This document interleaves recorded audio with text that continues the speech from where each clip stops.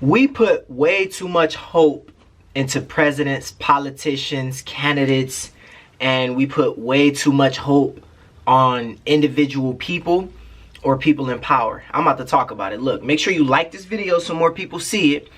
Make sure you subscribe, and I'm gonna get into it.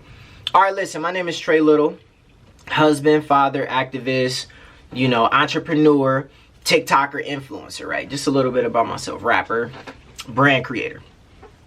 I watched the presidential debate yesterday, and it was a lot. It was very messy. It seemed like it was about to turn into a brawl. I talked about it in my other video, and I just want to say, from what I've seen, it just showed me that we put way too much hope, way too much expectation on an individual person. Don't get me wrong.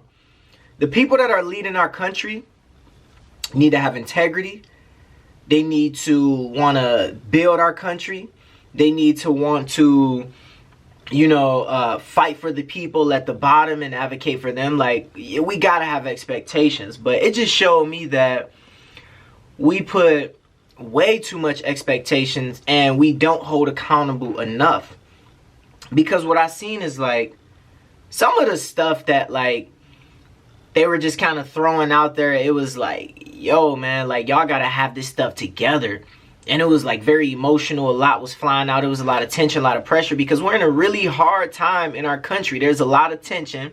There's a lot of, like, just, man, like, depravity. There's a lot of division, and I just feel like if we had our stuff together a lot more, they wouldn't be able to get away with this. But at the same time, we only have two options. There's a third option, and shout out to the homie Ruslan. He's been making a lot of amazing videos about this stuff that I've been watching and learning from. He talked about how he's not voting for either candidate, either president, vice president, or president, or whatever, because he wants there to be a third option. People like Andrew Yang. I know there's so many other people who are running up. And I just kind of feel like I said, I'm new to this whole thing, but I was kind of forced into it since the protest and different riots and the unrest and all these different things that kind of happened. I knew that I grew up in the streets, and I grew up in poverty on Section 8, government assistance, and that's how I survived, and then became an entrepreneur who's doing it full time now. And I was forced to say, okay, I want to build up my city. I want to build it up economically. Don't want to burn it down. Don't want to tear it down. We need more money, more opportunities, more resources. And we need to build this mug. We need to build wealth. We need to buy it up. But at the same time, we need justice and can't forget about the people who can't afford to do that. And, I have to be willing to sacrifice as an entrepreneur ways to look out for the elderly, for the people, because I believe that that's sustainable. It's good for the economy, lowers crime and stuff like that, right? So it's a lot of stuff that I'm learning and stuff that I want to do, and I'm learning every single day. But I just feel like, we are allowing so much division because of things that our leaders in our country and people in power say. And yes, they have the power to rile people up. They have the power to say things to impact our country and to make people get fired up. So what I'm seeing is, for Biden, people are saying that, Antifa, I laugh when I say Antifa, because I've dealt with some Antifa and some anarchists, and man, like, it wasn't pretty. You know what I mean? Even as a black man, I had to say, listen, I get it. I get that y'all say y'all want to help us and be a voice, but you gotta have some order. You can't just be out here emotionally just tearing junk up and spray painting my city. Like, what's popping? You know what I mean? Like, we gotta live here, because a lot of these Antifa and all that, they ain't even from the hood. They ain't from the city. They coming from the burbs to do that. And I got videos of all the stuff that I've had to deal with some of these groups. So you got Joe Biden, which was funny in the debate, man. This mug was funny. Joe Biden, he getting too old to be yelling and arguing, man. Come on, man. That's somebody granddaddy probably. But anyways, they accuse my bad. Look, I think it's so funny because this dude is like an old white man, and they coming at him like savage mode, like, yo, you got these extreme leftists about to tear up everything under you. So that's what they're saying, you know, like he got this goon squad up under him. And I just think it's funny how he was looking when they were accusing him of that, you know. And then you got Trump, and they like, yo, you got, you know, Proud Boys, you got the Boogaloo Boys, you got Supremacy, you got the cake, you got all that, right? I ain't trying to get demonetized, but you got all that. So I've seen it both, to be honest. I done took a trip from Detroit up northern Michigan and had some very extreme groups look at me and be like, yo, you don't belong here. Get out of here, like, boy, get, like, that kind of stuff, just that energy. You know what I mean? And then at the same time, I've seen some of the extreme groups when it comes to, like, let's just burn junk down, let's pay people to burn junk down. And I'm like, listen, y'all don't own no property, y'all don't own no businesses, y'all don't have no house, y'all living in some, and this is no disrespect to anybody, but if you want to make other people suffer because of your actions, so I'm like, y'all probably living in a house with 20 people and y'all are no jobs and y'all are just kind of like running around playing, you know, playing warrior, and y'all trying to tear some junk up. And in reality, the people like my mama, like my grandma, like my cousins, they gonna have to deal with the aftermath of y'all coming down here tearing junk up. So I've seen both of it, to where I'm like, we need to step up and take control of our communities. And at the end of the day, we have to coexist.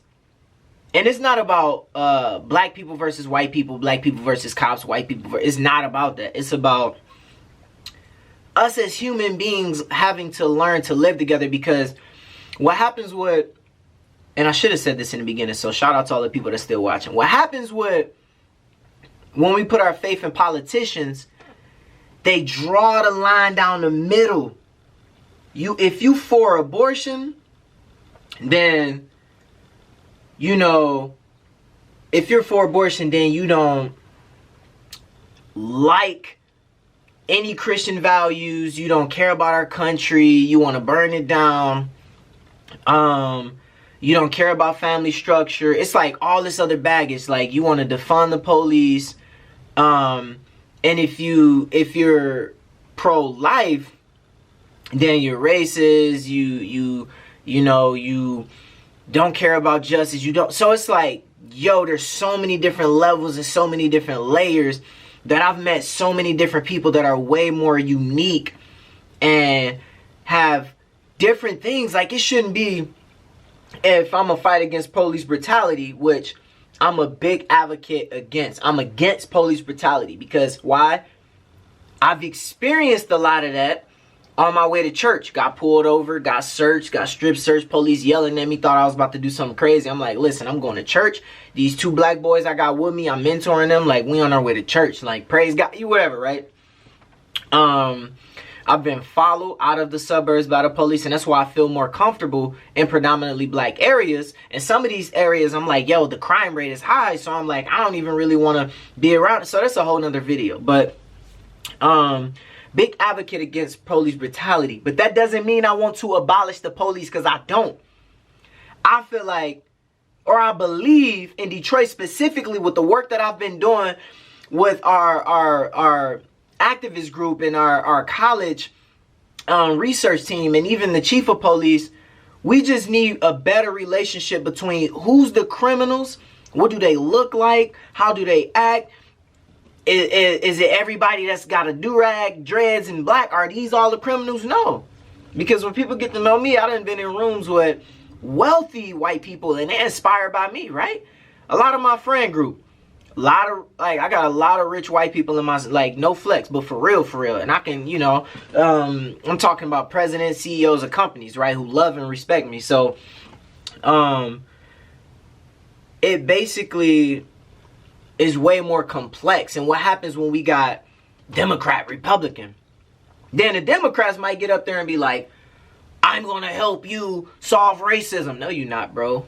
Because you're not about to be out here in these streets with us dealing with the stuff we have to do. Yes, you can influence stuff, but there's still going to be those individuals who go out and do stuff. Yes, you can impact how they're punished, but you alone, Biden, can't solve it. But, you know, there's a lot of things that you can do, which is why I'm seeing a lot of my friends who are, you know, more, you know, Democrat, like, yo, we need to get Biden in right away. And I'm seeing, you know, people say for Trump, there's certain things that he can do. He can revive the economy. He can do all this and this and that.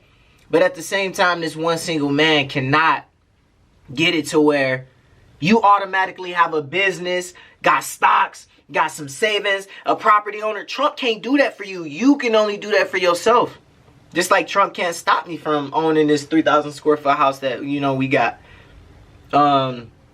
Or, you know, like, none of these people can stop that. So we have to learn how to take accountability for ourselves, and we have to learn how to coexist in America. Like I said, it's not all these people against each other, white versus black. It's not. It should be everybody, which is not going to be perfect because we got billions of individuals, right? It should be everybody saying, because you got some crazy people out there, don't get me wrong. Everybody collectively building up, saying, let's build this country up. Let's fight against hate. Let's fight against racism. Let's stack up. Let's build wealth. And let's make sure people aren't forgotten about. I don't believe in distributing wealth. And I don't believe in giving out just... I mean, I do believe in helping and certain government assistance at a certain level. Not stand on it for the rest of your life. But I do believe, like, for me, that's how I ate as a kid. I don't believe in using it as a crutch. But I believe in... let's look out for the people in need, the elderly, the widows, the poor. But at the same time, let's get this paper. Let's build a strong protection, you know, when it comes to our country, like military and policing and all that. But let's not use it to bully and brutalize innocent people. And that's way too complex, because I get told I'm a, you know, I don't want to say the T word. Radical, right? I get called a radical just because people see me out marching with a protest that says Black Lives Matter. People call me a radical.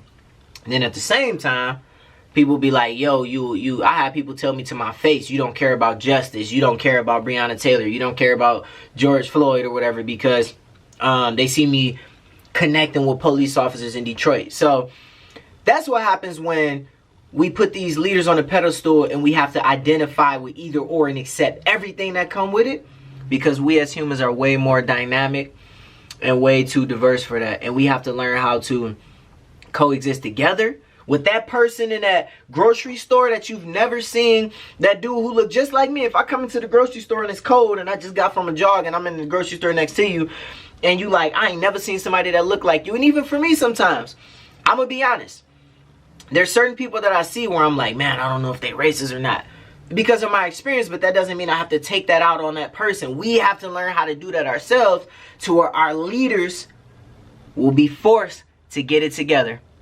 Thank you.